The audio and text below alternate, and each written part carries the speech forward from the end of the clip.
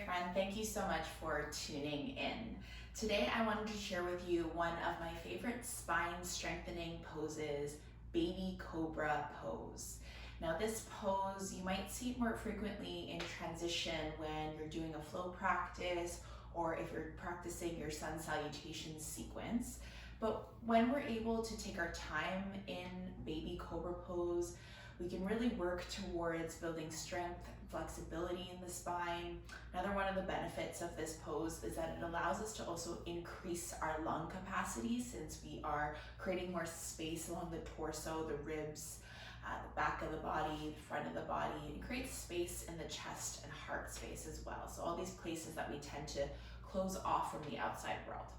Now, it's important to note that Baby Cobra Pose, if it's practiced incorrectly or if we work and rush towards finding depth in this pose, we might experience some serious back pain. So it's really important to take your time, not to rush through it. And today I really wanted to share a really great alternative if Cobra or Baby Cobra is something that you're working towards. And this is something to be very mindful of, especially if you tend to carry tension in the back body, tension in the mid back, the upper back, the low back. So today we're going to practice using a wall or a door. So we're going to start first by just wringing out, opening up the spine. So come to either seated, cross-legged, or on your knees. And we'll just take a couple of seated cat-cows to begin. So you'll roll your shoulders back down away from the ears, grab a hold of your knees. And as you inhale, you'll tip the tailbone back, arch the spine as you press the chest forward, allow the shoulders to roll back. You might tilt your chin up ever so slightly and take an inhale breath. This is your cow pose. Now as you exhale, you'll begin to round out your back body. Round out the spine, bring your gaze in towards your navel, let the shoulders come forward. Exhale out. And do a couple more like this, just finding a pace, a rhythm that feels comfortable. Just waking up the spine, noticing how your back feels today.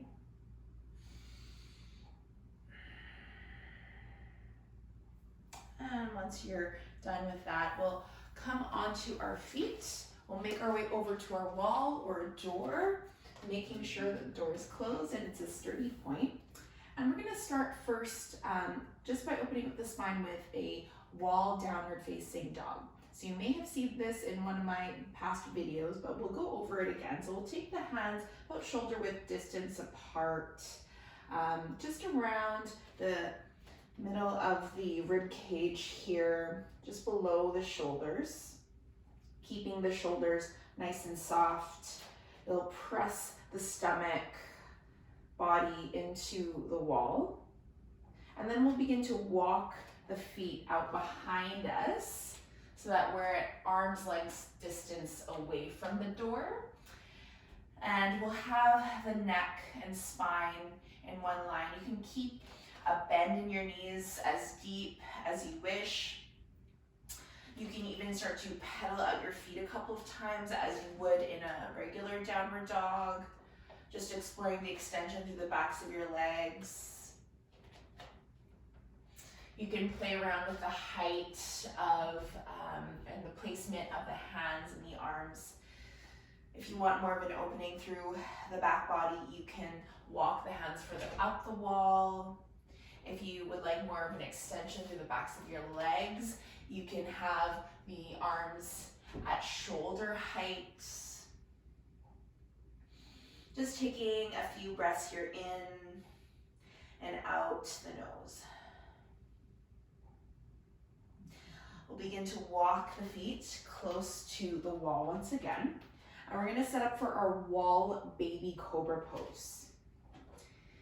Now, we'll have the hands just around the mid-rib cage. So the hands are below the shoulders, still keeping the shoulders nice and soft. And your feet just a few inches away from the wall. I'm gonna press the hips, the pelvis into the wall or the door. And really important element here is we want to contract the abdominal muscles. This will allow us to create some support in the lumbar spine. This is the part where a lot of us may experience tension or tightness or pain if we're doing any sort of these spine strengthening poses. A lot of us have a tendency to crunch and compress the lower back, and this is not so good for the back body, and you might feel that later on. So you really want to focus in on creating space there rather than a compression, and you want to allow the glute muscles to just relax. When we squeeze the glutes, a lot of us want to squeeze the glutes in this pose. You might naturally notice that the back body will compress, and we don't want that. So just keeping things nice and easy here, but still grounding the feet into the floor. We're going to think about finding sort of an internal rotation with the inner thighs. So you're thinking about pressing the inner thighs sort of outwards. Belly contracts here, forehead touches the wall. And as you inhale, you'll begin to press your chest and head away from the wall. So just begin first keeping this really soft and subtle. And then as you exhale, pressing the upper body back into the wall. We'll try that a few times. Inhaling as you press away. And exhale back to the wall.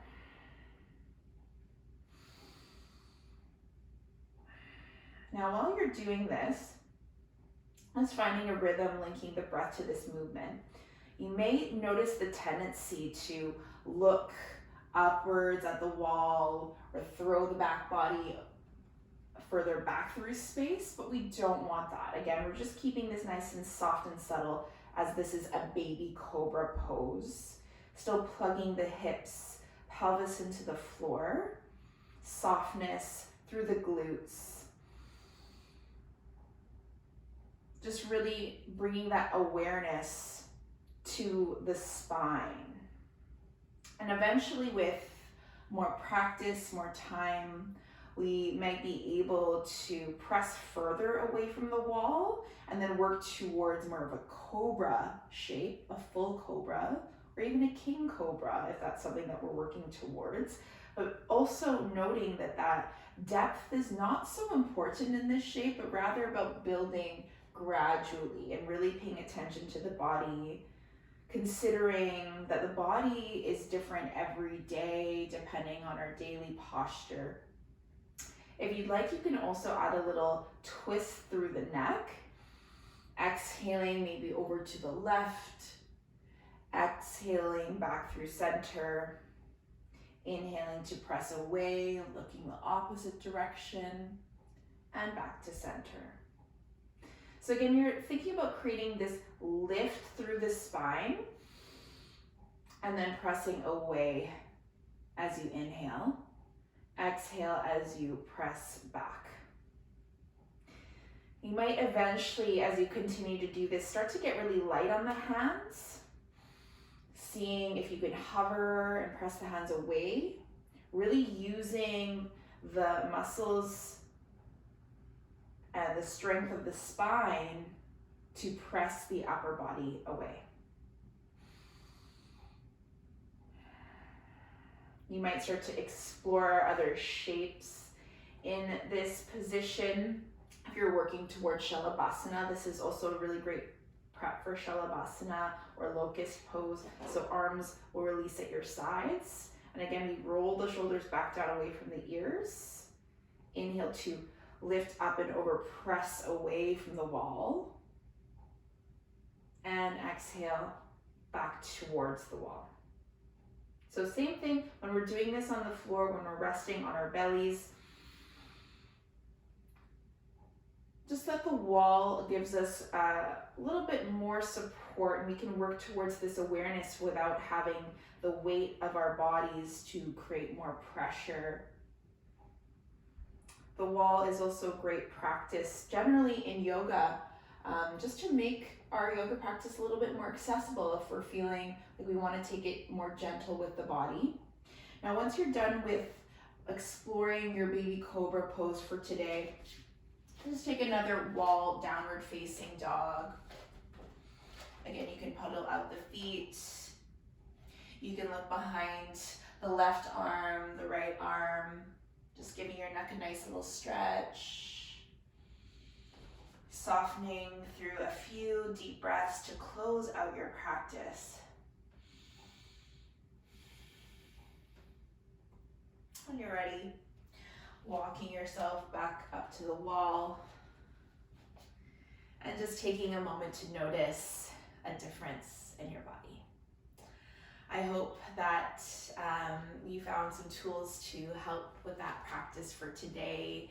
I'd love to hear your thoughts on this variation of the Baby Cobra Pose on the wall. Let me know if you try it, and I hope to see you on the mat again soon. Take care.